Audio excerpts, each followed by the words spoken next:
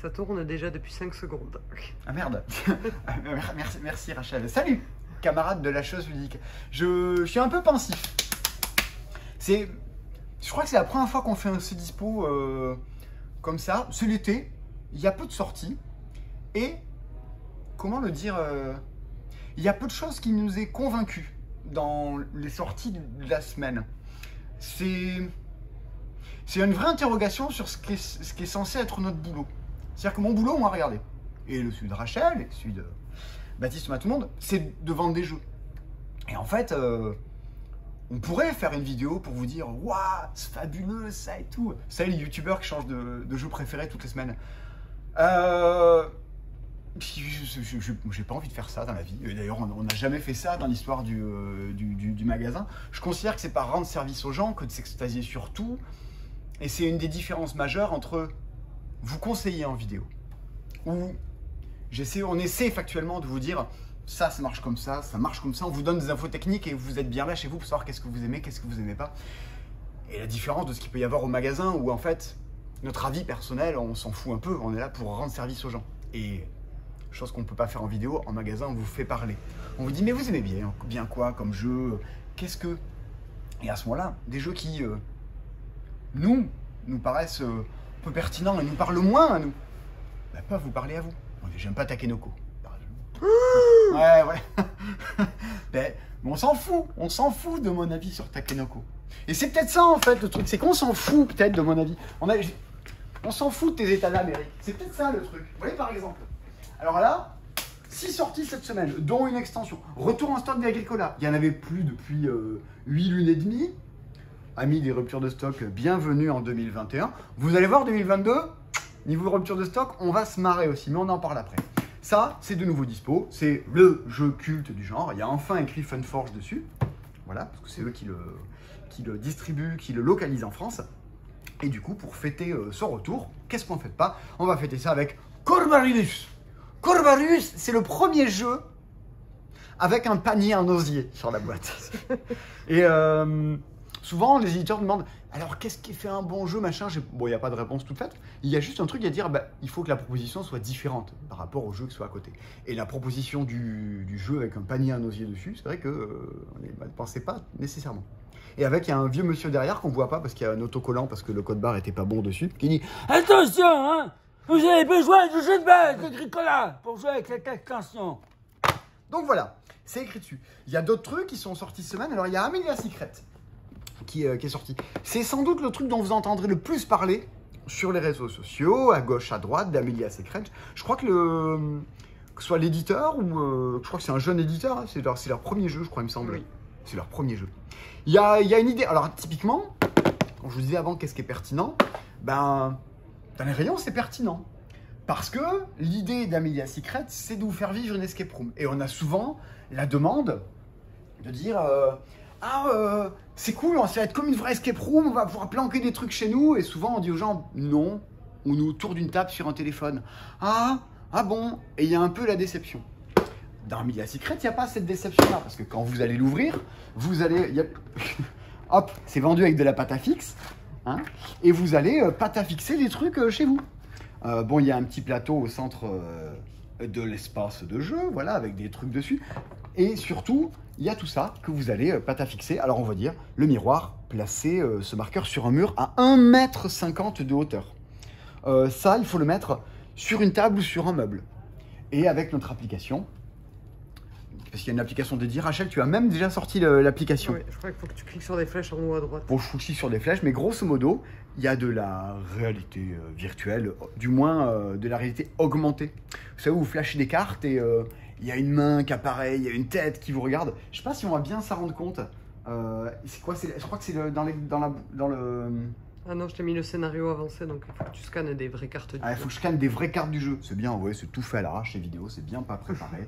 Hein. On est bien sur cette dispo. On me dit il y a 19 et là 36. Bon, je sais pas où je vais les trouver. Mais grosso modo, il y a plein de trucs et il y a la réalité virtuelle qui apparaît dedans. Je vais pas vous embêter plus longtemps à galérer avec l'effet Bonaldi de j'ai pas trouvé en live. Qu'est-ce qui se passe? En fait, foncièrement, vous devez résoudre tout plein de petites énigmes, d'associer, pas d'associer des cartes entre elles, mais de dire tiens, ce qu'on a trouvé là-bas, peut-être avec ça, il y a autre chose à en faire, des escapes, toi-même tu sais. Et là, vous me dites, alors c'est une bonne idée de mettre les trucs dans la pièce. Oui et non. Parce qu'au final, des fois vous êtes là à dire ah, là-bas il y avait un truc, alors tac, tac, tic, il est passé le chandelier, il était là-bas, ah attends, on va aller revoir ça, et tout. Bon, faut aimer la rando. Très vite, ce qui va se passer, c'est qu'heureusement, il s'est vendu avec la pâte à fixe et pas avec des clous, vous allez les décrocher et vous mettre autour d'une table. Et parce que c'est quand même beaucoup plus pratique à jouer. On va pas se le cacher, on est un peu des feignasses. Et donc, vas-y qu'on fait une petite escape autour d'une table. Si vous avez fait 26 jeux d'escape room dans votre vie, vous allez trouver la proposition en termes d'énigmes assez classique. Si vous voulez faire jouer des ados à un goûter d'anniversaire et tout ça, vous allez trouver ça pertinent. Et c'est là où on revient sur est-ce que c'est bien, pas bien, machin. Bah c'est toujours pareil. C'est peut-être pas le jeu qui nous a le plus enthousiasmé, Rachel, moi, Baptiste non plus. Par contre, si on prend l'exemple récent, hop, je tourne, je bouge, du dernier Unlock Star Wars qui a fait, du Star Wars, un jeu d'escape game, il y a plein de gens qui disaient « Oh là là, il est pas bien, machin », mais c'est parce qu'il est pas fait pour vous. C'est fait pour jouer avec des ados ou des gens qui sont très fans du truc et qui vont attendre plus le thème que l'escape en elle-même. C'est sans doute ça aussi le truc sur Armelia Secret. Et c'est pour ça que du coup, donner notre avis, c'est toujours un peu trop subjectif cette histoire. Great Plains, autre sortie de chez Funforge, un jeu pour deux. Figurez-vous que vous devez être au courant. Moi, je tiens à dire que c'est l'exemple même d'une couverture que je trouve réussie. Ça me parle. C'est mes goûts. Rachel, vas-y comme ça. Est-ce que tu veux un exemple de couverture réussie dans le magasin peut-être? Ah. Je te mets. Elle est derrière toi. Canva. On a dit qu'on n'en parlait pas.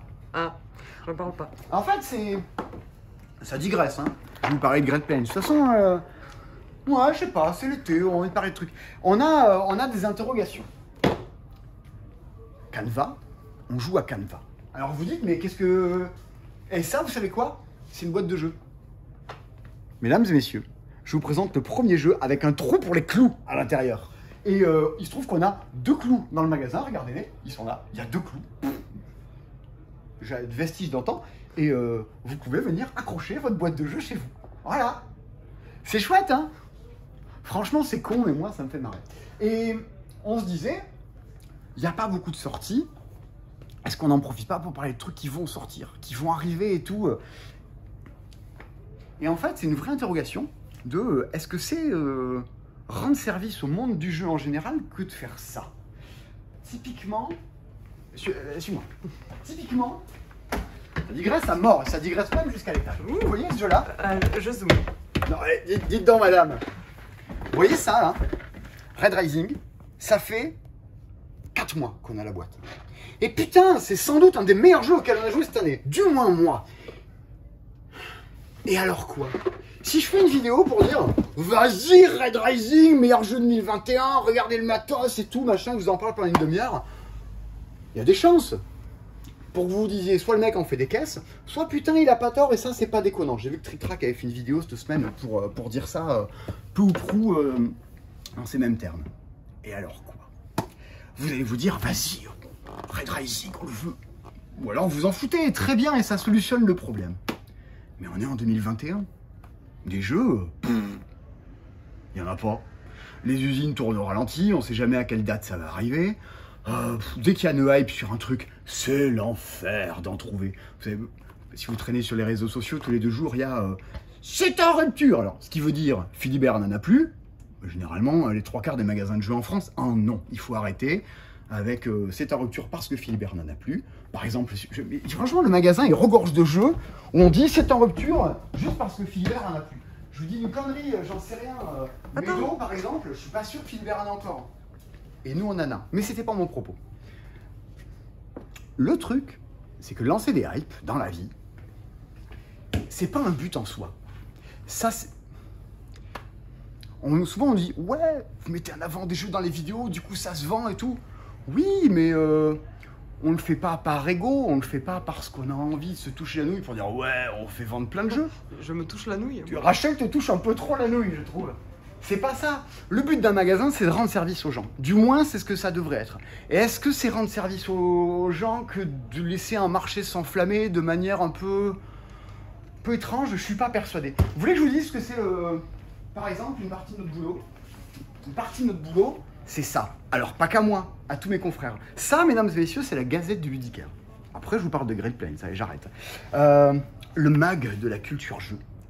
Ça, c'est fait en association avec ces gens-là. Nous sommes le groupement des boutiques ludiques. En France, on est X magasins de jeux, multiplié par X par 100. 300, 400. Et on est plusieurs à avoir fait une sorte de syndicat des magasins de jeux. Et on se pose la question de dire, mais c'est quoi un bon magasin de jeux? Et la réponse n'est toujours pas répondue. Mais du moins, c'est les gens qui se cassent la nénette à dire, on va pas se battre sur les prix. Souvent, on se dit, ah, 10% plus cher que Philibert. Ouais, c'est vrai. C'est vrai, vous avez tout à fait raison. Plus exactement, Philibert sont 10% moins chers que nous, parce que nous vendons les jeux au prix public, le prix qui est calculé, sur lequel on calcule les droits d'auteur, tout ça. Bref. Moi, je me bats pas là-dessus. Moi, je me bats sur je vous rends service. Avec ces vidéos, entre autres. Avec des trucs comme ça. Avec la Gazette du ludicaire. C'est tout con. C'est des ludicaires. Ludicaire, c'est vendeur de jeux. C'est comme bibliothécaire ou libraire, mais avec ludique à la place. Et bien du coup, qu'est-ce qu'on a? On a une petite interview d'Annick Lobé. Mais ça, c'est cool. Ça fait plaisir. La dame qui a fait Zombie Kids. La dame qui a fait Trésor légendaire. Tout doux, hein? Et ben voilà, une femme, une autrice. Vas-y, ça court pas les rues, quoi. Allez-y. Des petits trucs pour dire, on révise nos devoirs de vacances. Bon, et ben ça, quand vous rentrez dans ce magasin et que vous voyez ça, c'est qu'a priori, magasin qui rend plutôt service. Ça s'appelle le GBL. Il y a une page Facebook du GBL sur laquelle on fait des zooms. C'est-à-dire, par exemple, ça, c'est rendre service. Chaque semaine, le GBL, ça discute. Rachel t'en fait partie. Des gens qui discutent des coups de cœur du GBL. T'as joué à quoi? Moi j'ai joué à ça, t'as bien aimé, mais oui, mais machin. Et boum, ça discute pour dire chaque semaine, il y a un zoom pour dire ok, ça nous semble intéressant, vous pouvez regarder. Et de temps en temps, il y a un coup de cœur pour dire vas-y, ça te passe. Le dernier zoom, c'était 101. Et c'est qui l'a écrit? C'est Rachel qui l'a écrit? Oui. T'es ma besta. Et le dernier coup de cœur, c'était Happy City. Pour dire là vraiment, on zoome et on vous dit, hé les gars, allez-y. Et ça, c'est rendre service. Et dire, c'est dispo. On va pas mettre des coups de cœur sur des jeux qui n'existent plus, qui sont plus dispo. C'est dommage. C'est ballot. Alors, Great Plains. Il a du mal à te suivre. Ah oui. Il est là, regardez. Trevor Benjamin. Je trouve que ça sonne bien, Trevor Benjamin. Ah, j'ai pas regardé à quoi il ressemblait. Quand c'est moi qui fais essais dispo, je regarde s'ils sont beaux gosses. Ouais, Rachel. Elle parle en fonction de la tête des vendeurs, des auteurs. Et Brett Gilbert. Là, je trouve, là, à mon avis, tu es sur un prénom. En prénom, tu peux te dire. Hein? Donc, tu jugerais ça raciste. Le but dans Great Plains, c'est d'occuper les meilleures plaines.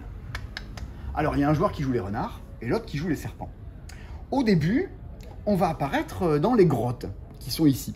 C'est-à-dire qu'il faut s'imaginer que ce petit plateau, composé de renards et de serpents, sont disposés au début à côté du jeu. Et chaque fois qu'on va venir jouer, on va commencer à venir poser des renards ou des serpents de manière à ce qu'ils sortent des cavernes. Des cavernes, il y en a plein. C'est un petit plateau modulaire et à chaque partie, vous ferez des compositions différentes. Une fois qu'ils sont sortis des cavernes, ils peuvent commencer à se déplacer sur le plateau. Si vous allez dans un pâturage, qui n'est pas une plaine, ce n'est pas pareil, vous allez sans doute rencontrer un animal. Cet animal vous donne des possibilités. Le pataclope qu'on voit ici, parce que ce n'est pas exactement très identifié comme animal, va vous permettre de déplacer par la suite un nouveau animal en ligne droite. Galope, va là-bas. L'oiseau va vous permettre de faire sauter votre animal par-dessus une montagne et ainsi d'atteindre des terrains que les autres ne pourraient pas avoir. Et l'ours va permettre de dégommer votre adversaire pour lui dire « strike, je te fais reculer jusqu'à ce que tu ailles où tu veux ». Tout notre but au fur et à mesure, c'est de se déplacer et de prendre le contrôle des plaines, d'avoir plus de monde que son adversaire à l'intérieur des plaines. Si possible, les plaines dans lesquelles il y a des petites rivières, ça rapporte plus de points. Partant de là, c'est pousse-toi le lac Ginette, tu t'y es mis, je t'envoie un ours à la tronche, j'arrive, je suis en train de prendre un oiseau pour te sauter par-dessus et débarquer la fois d'après, et on occupe tout ça. On est sur du jeu un petit peu tactique, comme Aqualin, on se pose sur des cases, on occupe le terrain. On en a discuté il n'y a pas longtemps avec Benoît Turpin, l'auteur de Welcome, qui lui a beaucoup apprécié Great Plains. Je trouvais ça très bien et classique. Ça s'adresse encore une fois à des gens qui n'ont pas 500 jeux chez eux. Je pense que les gens qui regardent cette vidéo, vous là, vous avez combien de jeux vous avez chez vous? Moi j'en ai 300, 400, comme ça. Je peux pas dire exactement. Je fais le tournis. T'as le tournis? Parce que je tourne trop? Non, à cause des 200-300 jeux. Ouais, mais sur 20 ans. Et chez moi, j'ai le jeu dont je vous parlais juste après. Oui. Un truc que je kiffe grave. J'ai oublié de le ramener pour vous en parler. Trésor à la clé. Trésor à la clé est un jeu de Léo Colovini et Teodoro. Teodoro? Oui. Ah ouais. À l'italienne, comme Colovini. Teodoro. Ah, mais je crois Teodora, je l'avais, mais pas Teodoro. Mitigiri, de Italiens. C'est un jeu de prise de risque pour les enfants. C'est un jeu ABBA, et pour une fois, chez ABBA, je trouve qu'ils ont pris un parti pris graphique qui diffère de ce qu'ils font habituellement. C'est avec toi que j'en parle. Non, c'est avec Lola que j'en parlais avant-hier. Il y a un côté Gravity Falls dans l'illustration un petit peu. Bien, voilà, ça change un peu du germanisme des illustrations de chez ABBA. Nous sommes sur un jeu de prise de risque, trésor à la clé, 5 ans, c'est bon. Le but, récupérer des trésors et des pierres précieuses. On les veut. Et pour ça, voici 3 clés. Vous allez commencer à jouer en disant, je mets ma clé quelque part dans le plateau. Genre, je la mets là. Bon, voilà, je la mets là. Oh, regardez, elle est rentrée facilement du premier coup. Là. J'ai droit de gagner une pierre précieuse. Mais je suis gourmand. Comme le montre ma ligne, je vais pouvoir tenter d'en récupérer plus. Je prends des risques. C'est un jeu de prise de risque. De stop encore. De vas-y et tout. Casse-toi la gueule. Ça, ce style de jeu. Je peux tenter de dire, je vais jouer maintenant pour 2 pierres précieuses. Est-ce qu'il faut que je jette celle que j'ai avant, du coup, si je fais ça? Je la garde, mais je joue pour 2. Et je vais tenter d'insérer de nouveau une clé à l'intérieur du plateau. Ça, c'est bien placé. Placé. Les 2 sont bons. Les 2 se disent. Je peux même, allez, vas-y, je tente d'en mettre une 3e, mais il y a un problème. Quand je tente d'insérer les clés, des fois ça se passe bien, des fois ça se passe bien, des fois ça se passe mal. Ça ne rentre pas dans la fente. Merci Simon, t'as joué pour rien, et jette tout ça. Les joueurs suivants, eux déjà, vont se rappeler que là, ça ne rentre plus. Ça bloque. Et du coup, vont commencer à se déplacer les clés, toujours dans le sens d'une montre, d'une case à une autre, laquelle ils vont se déplacer. C'est un jeu de mémoire, c'est un jeu de prise de risque. Il faut faire la meilleure collection de pierres précieuses et se rappeler des erreurs des autres. Bien évidemment, il y a tout un petit système. Je m'en vais vous soulever la boîte pour vous montrer qu'au fond de tout ça, eh bien, on peut changer les différents fonds. Et comme ça, à chaque fois, on peut retourner pour qu'on ne se rappelle pas exactement ce qui se passe à chaque fois. Un matos sympa. C'est pas désagréable à jouer en tant qu'adulte, ça reste du jeu d'apéro. Donc, si vos potes sont pas à la maison, vous pouvez prendre l'apéro avec vos gosses. Pas trop, quand même, parce qu'après ça s'appelle de l'alcoolisme. Et avec des gosses, c'est encore moins sympa qu'à d'autres. Mais voilà, ça c'est dispo. Et il reste un truc qui est sorti cette semaine. Je crois qu'on en parle dans une vidéo des meilleurs jeux. J'ai pas regardé la date, mais ça doit être... oui. Été 2020, juin 2020, un truc comme ça. Ah bon? Et typiquement, c'est marrant, on dit exactement la même chose que ce que je vous dis là. C'est-à-dire qu'on en parle au moment où il y a... Je sais plus quel jeu qui sort. C'était plus tard. C'était plus tard encore. Novembre, c'était presque Noël. Je sais plus. Et on vous dit, putain, Endeavor ça vient de sortir, on va même pas vous en parler. C'est pas la peine. Il y en aura pas pendant des lunes. Parce que ça sert à rien de vous dire c'est le jeu que vous voulez. Il y en a plus. Exactement la même chose qu'on dit aujourd'hui. Et du coup, c'est revenu cette semaine. Verdict, ça aura mis 7-8 mois à revenir. Ce jeu-là, c'est Endeavor. La réédition de Endeavor. Endeavor, l'âge de la voile. Voilà. Alors ceci, c'est un jeu de ville colonialiste. Il y a des débats sur le thème de est-ce que le thème est bien ou pas. Moi je le trouve historiquement plutôt très cool. On se retrouve avec une carte du monde. Hop là! Regardez comme on voit très mal au dos de la boîte et que j'aurais dû ramener la boîte de chez moi et que j'avais déjà les bras trop chargés, que j'avais pas assez dormi cette nuit parce que j'ai fini du montage à 4 h du matin pour faire une vidéo qui sortira demain sur la chaîne principale. Une vidéo dédiée à Last Message. Voilà. Hein? Moi, je veux divulguer quelque chose. Ah, Où Simon est déguisé en Dalton. Voilà, c'est fait. Voilà. Tagada. Elle était cool cette vidéo. Hein, mais tout ça pour vous dire que Endeavor, qu'est-ce que c'est? Un truc que moi je kiffe assez. 2-5 joueurs, clairement. À 2, il faut y jouer avec la variante. Parce que c'est un jeu d'opposition. Ça gagne à castagner avec les voisins. Si ça, c'est typiquement... Je connais des gens à qui ça plaît énormément. Et à qui ça plairait énormément. Si vous êtes une personne à qui j'ai parlé de la ville de Deauville récemment sur les réseaux sociaux, vous pouvez vous intéresser à Endeavour, l'âge de la voile. Qu'est-ce que c'est que cette histoire? On est chacun à la tête d'un pays européen. Bien, on a une petite ville devant nous, elle n'a pas de nom. Vous direz, ah, je suis Strasbourg, ouais, toi, moi je suis Lisbonne. Vous déciderez entre vous. Et chaque fois que vous allez jouer, Moi, vous avez Bordeaux. Tu quoi? Je suis Bordeaux, je vais faire l'esclavagisme à fond. Voilà, les gens qu'on n'aime pas à Toulouse. Les Bordelais. J'ai jamais entendu parler de ce truc. Et il y a un truc avec les Aveyronnais et les Tarnais aussi. Ah non, mais c'est pas contre Bordeaux, c'est contre Bordeaux et l'esclavagisme. Ah ouais. Esclavagiste de Bordeaux. Ils disent chocolatine aussi. Je crois que ça va mieux depuis. Ils disent chocolatine? Ouais. Un point positif. L'idée, c'est que vous allez envoyer les habitants de votre ville bosser. Au boulot, les gars. Vous avez une petite ville devant vous avec des bâtiments et vous allez leur dire, prends la mer. Ils vont commencer, vos habitants, à se déployer sur les bateaux et les voies navigables du monde. Et ainsi, ils vont apprendre des trucs. Ils seront meilleurs en maçonnerie, ils seront meilleurs en ramassage de salaire, ils augmenteront la population, ils récupèrent des compétences. Donc c'est, vas-y les gars, déplacez-vous sur le monde, améliorez mes compétences. Un plateau devant vous, vous vous améliorez au fur et à mesure de la chose. Ce qui veut dire aussi que très vite, vous allez ramasser des compétences que n'ont pas ramassé les autres joueurs. Et donc, au départ, on a stricto sensus la même ville. Et peu ou prou, au fur et à mesure, on a des petites différences. Rachel, tu es meilleur en construction. Moi, je suis meilleur pour payer les salaires. Et voilà. Je suis pas sûr. Hein. Pas sûr, hein, on sait pas trop. L'esclavagisme à Toulouse aussi. Voilà qu'au fur et à mesure, on se développe comme ça. Et puis à un moment, à force d'avancer sur les voies navigables, on va découvrir des continents. Oh, découvrir des continents. C'est ce qu'on voit ici. En fait, on décolonise le Nouveau Monde. Et typiquement, ici, nous avons les Caraïbes. Et on va retrouver tout plein de villes des Caraïbes. Ici, on a l'Amérique du Nord. On va pouvoir commencer à s'installer sur les villes d'Amérique du Nord. Si on s'installe dans les villes qui sont adjacentes, on va, en plus de gagner les points qui sont indiqués dans la ville, gagner gratuitement la compétence qui était en plein milieu. Donc on va commencer à vouloir s'y installer. Mais il y a une particularité à Endeavour. C'est qu'il y a une action, un de nos bâtiments sur lequel il y a des canons, et vas-y que je te canonne la tronche et que je te pique cette ville. Attends, je suis sûr que les gens veulent te voir refaire le canon. C'est le mouvement de recul du canon. Bon, c'est un métier, vous savez. L'idée, c'est qu'évidemment, très vite, on va commencer à se castagner, à dire je te casse la gueule avant que tu récupères la liaison entre ces deux villes-là. Il y a aussi une course dans les régions, il y a des cartes à remporter qui vous donnent des améliorations fastueuses, plus ou moins gratuites. Par contre, on va vous dire, tu la récupères pas tant que tu n'as pas mis 2, 3, 4, 5 habitants dans la région. Et ces cartes-là, on les veut. Figurez-vous qu'il y a des cartes super cool aussi, qu'on peut prendre, qui sont pas chères. Pas chères du tout, allez-y. Et puis elles sont top. Hein. Mais qu'est-ce qu'elles ont? Elles sont pas chères, elles sont top. Ah, vas-y, prends-les. C'est des esclaves.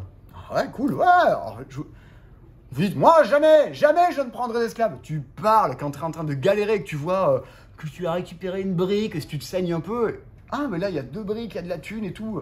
Allez, vas-y, je prends des esclaves.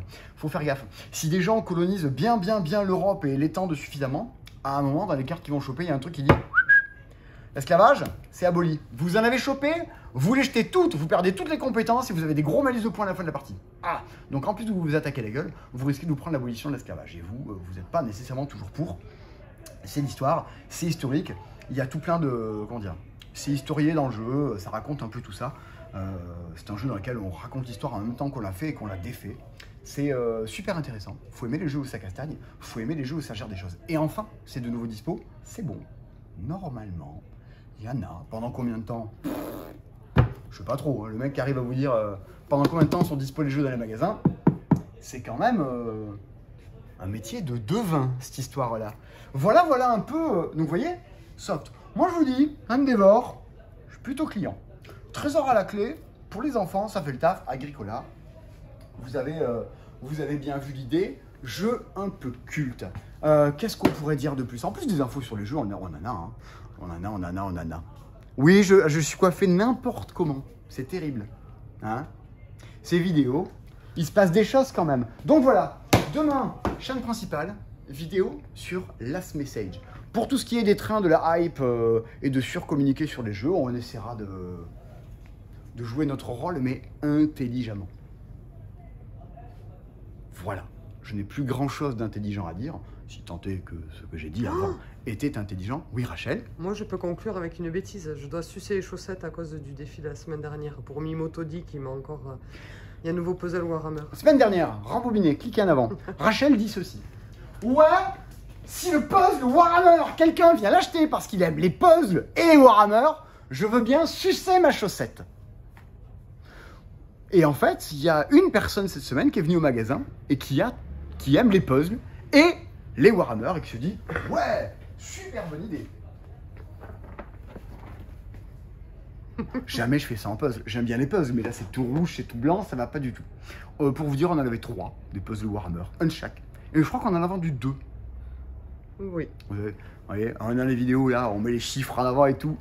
On en a du grosse vente de Warhammer. Du coup, Rachel, vu qu'on en a vendu 2, la dernière fois que tu as 2 chaussettes, je te propose l'horrible conclusion de... Mais c'est la dernière fois. Hein. C'est la dernière fois, Rachel. C'est la dernière fois. Et Mimoto dit en plus, il ne le veut pas. Il veut juste, ouf, c'est bon, il n'y a pas de trou. Attends, tu veux dire qu'il y a des gens qui nous ont acheté ce puzzle? Voilà, mais je vais le faire, on avait une donation à l'hôpital Purpan en cours, je vais terminer avec ça. Mais la dernière fois, je l'avais mangé, je vais juste la sucer. Oh, c'est horrible. Des bisous les gens. Est-ce que c'est Covid de sucer sa chaussette?